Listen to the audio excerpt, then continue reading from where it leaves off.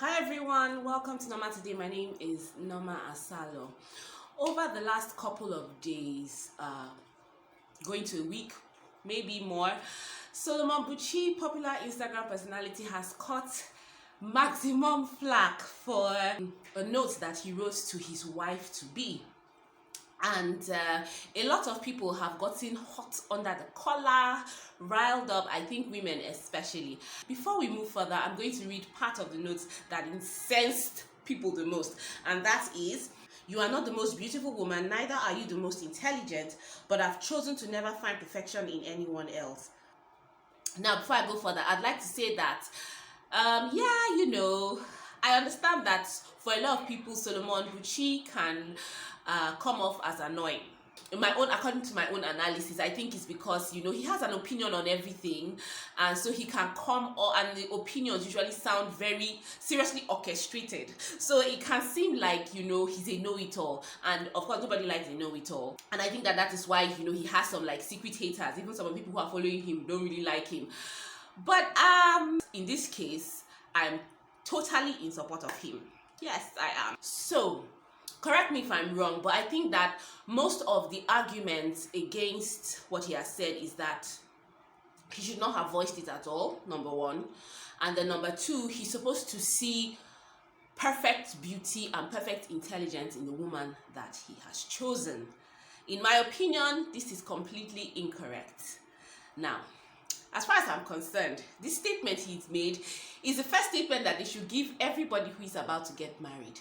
Knock it into your head, get it in there, let it stay there. In fact, that's all the counseling that you need. Jokes, of course. Now, I believe strongly that a good marriage has to be built upon commitment and decisions, not on fine, beautiful words like "you complete me," "you're the love of my life." They are all wonderful words, and if you have that in your relationship, it's good, it's nice, important, but it will not bear under the weight of the challenges that usually will face marriage. And I believe that his statement shows the highest form of commitment. It's okay for people who've never been married, to feel insulted by what he said or feel like what he said wasn't right. But if you have stayed long enough in marriage, you know clearly that it is very idealistic to sit down there and just imagine that your partner is going to be with you for the rest of your life just because you are the most intelligent and the most beautiful person. And let us, for the sake of argument, say that you are the most beautiful and most intelligent person today. Tomorrow, there'll probably be somebody who is more beautiful and more intelligent than you. And we know that infidelity is fueled by the desire of people to find the next best thing, the next shiny thing, the new thing, the unexplored place. And in our society, there are a good number of men who are going around searching for the next best thing. So, if somebody has realistically told you or said to you, or if you have not come to the point in your relationship, whether you voice it out or you say it in your mind, if you have not come to the point where you have told yourself as a man that, you know what, this girl, she's probably not going to be the most perfect person that I will meet. She's not going to be the most beautiful person. Maybe when I go to work, I'll see somebody else with straighter legs or somebody else with perfect shape of face and nose and whatever. But I have decided that I am no longer in search. I am done. I'm fixing my gaze on her.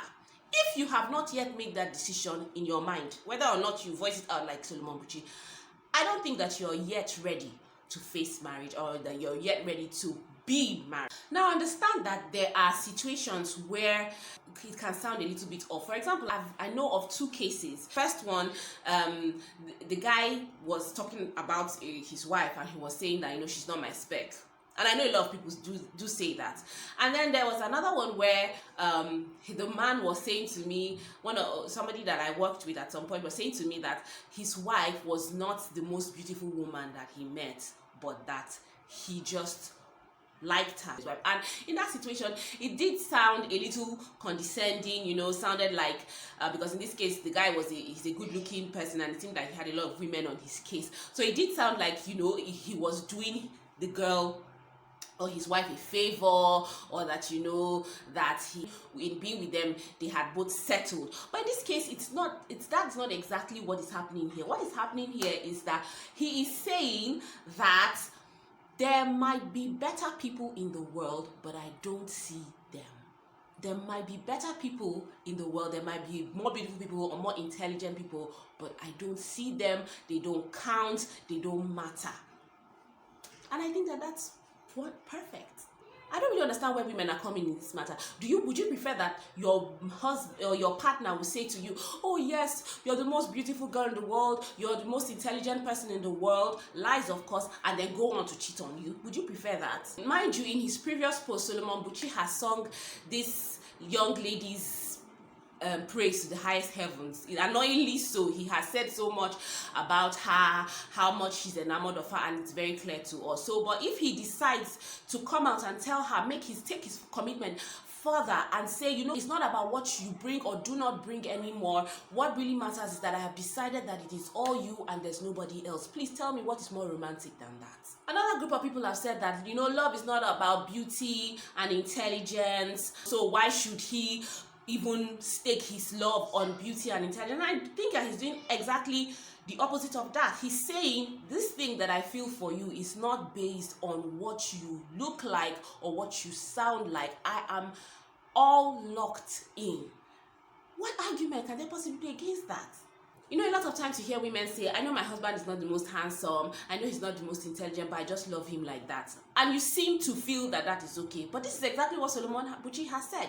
That yes, I know she might not be the most beautiful, she might not be the most intelligent, but this is where perfection lies for me. And then there's another group of people who are saying, you know what, he shouldn't have said it at all. There are some things that should not be said.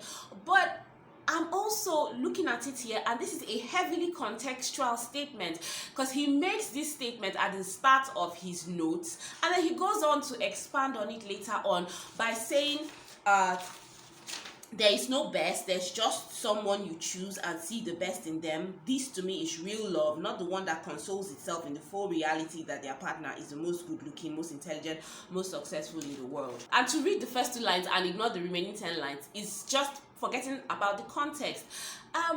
Let's not deceive ourselves. It's important. I feel that in marriage you should try very hard not to deceive yourself. Marriage is much more than looks and if the feeling that somebody offers you, because that is why people get shocked when they find out that their partners have been unfaithful to them, because they feed you a feeling that you are interested in, and you are tricked into looking away from what is actually going on.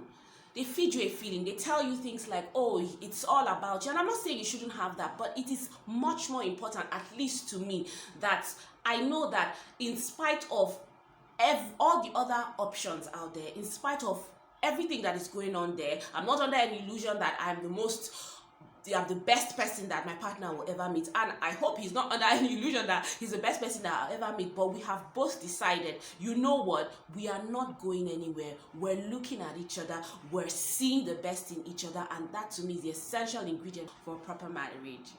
So what do you think about what I've said? If you have an opinion counter to this, please let me know in the comment section. But if you agree with me, please let me know why. If there are things that I left out, if you feel that I'm not seeing it properly, please, I'd like to hear your own point. So please guys, if you've watched up to this point, there's a video of mine that you will truly enjoy. It's an unpopular opinion I have that not everybody should have kids, and you should check it out. I'll see you in my next one. Bye.